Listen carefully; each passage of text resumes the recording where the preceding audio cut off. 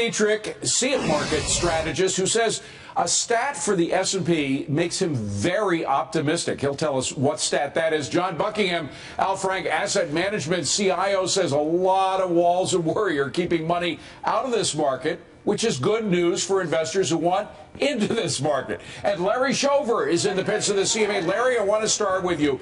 Let's talk about some bad news. First of all, we've been talking about good news for the markets. Some of that is bad news for the economy. We have job growth down. We saw that in the last job figure. Europe is moving towards a recession. Oil reserves are up, meaning demand is down. And we have China slowing down. So all of these indices are moving the Fed towards being even more easy than it has been. Am I right?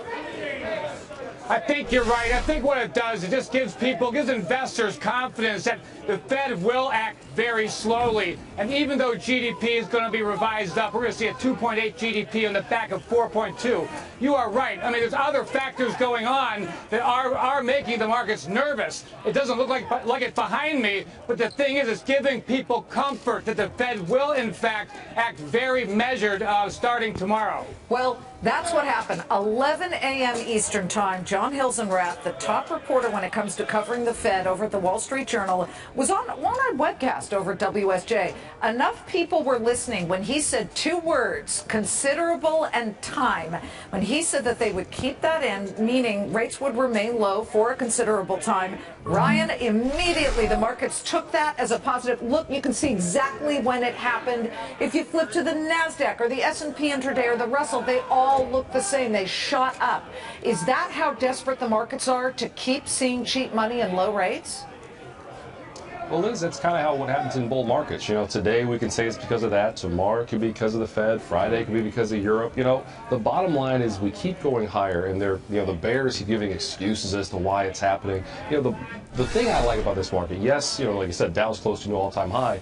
What we're seeing, though, is people are bullish when they talk about the market, but look what they're doing with their money. And we've had 5 straight months of domestic equity mutual fund outflows. Last time we saw that was late 2012. You know, any pullbacks, just on Sunday night when futures opened up lower, everyone said, oh, that's it, this is the big one, because we were up 5 weeks in a row, down 1% last week, and everyone got bearish, and sure enough, now things are strong. So to me, you know, economy still looks pretty good. Earnings growth, the one factor that really drives everything we know is earnings. Earnings are making new record highs. Earnings aren't rolling over. That's the one thing I've done in a lot of studies. If earnings continue to go higher, making new highs, that is not bearish for stocks. What happens if they don't? Hold on a second. John, I want to get John in here. What happens if the earnings don't? First of all, by the way, it was an intraday high. We were very close. We're only 7 points off of an all-time high. We had an intraday high, closed a little below the all-time high. But, John, look at the walls of worry we have. Europe, China slowing down. Europe slowing down at the point of recession for many countries. Even Germany is slowing down. And we also have this slack demand in commodities, which is saying to a lot of people, wow, if demand slows down enough, perhaps earnings will be affected. What happens if earnings are affected negatively by this slowdown? Well, certainly earnings are an important part of the market, but when you think about where we are valuation-wise, you know, we're really looking at something on the order of 17 or so times forward earnings in terms of a multiple right now. But when you think about where we are in the interest rate spectrum, you know, that's something that I think a lot of investors are just not paying much attention to, is that we're sitting here with, you know, a 30-year treasury yielding, what, 2.5 something, and a nice dividend yielding portfolio such as what we have in our Prudent Speculator newsletter, yielding 2.5%. You know, the last time that happened was the 1960s, you know, in addition to, say, when the market was tanking in 2009. So I think equities remain very attractive at these levels, and obviously earnings are the important driver of prices going forward. But, you know, as the other guest said, I mean, corporate profits have continued to grow. S&P's calling for significant growth, at least on bottoms-up operating earnings for the S&P 500 this year and next year. So I don't see a real catalyst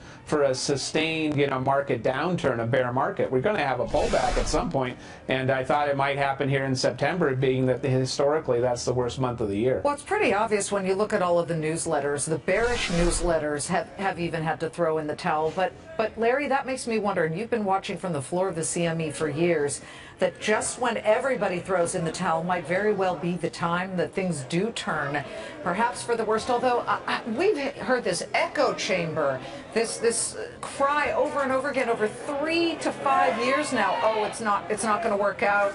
The Bears will be right. They've been wrong. Some of the biggest names in the bear world have been wrong, wrong, wrong.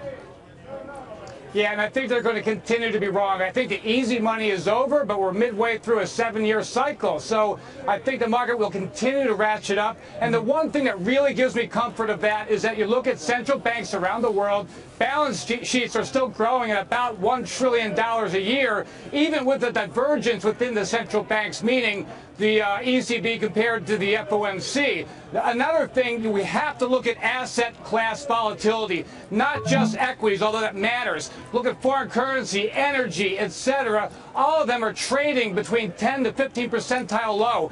That suggests by investors, by people who have money at risk, that all is well with the world right now, no matter what the headlines happen to say. By the way, there's a historical statistic, and Ryan, I teased your introduction here by suggesting you might have it. 5 straight months we've had records on the S&P. That has happened before. Explain why that's significant now. Sure. Well, what I looked at was we have 5 straight months of gains on the S&P 500. We were down last month, but I went back, up 5 straight months. What's that mean? Since 1950, it's only happened 22 times. The results after up 5 months, out 3 and 6 months, actually better than the at any time return. So just because you're up a lot, that isn't bearish. Now, here's the really good stat, though. Out of those 22 times, a year later, after up 5 straight months, the S&P was higher 21 times for nearly double the average return on the S&P 500, about 20% a year later. So that's just one stat, sure, but momentum is a very powerful thing, and I don't see momentum slowing here. I still think this market looks, good for the rest of the year, maybe even out into next year. And John, you're optimistic, obviously. Let's talk about the names specifically. I find it interesting, and by the way, some of the leadership names were the very names that Janet Yellen and company have recently said, watch out for biotech. It may be a little stretched at the moment for valuations.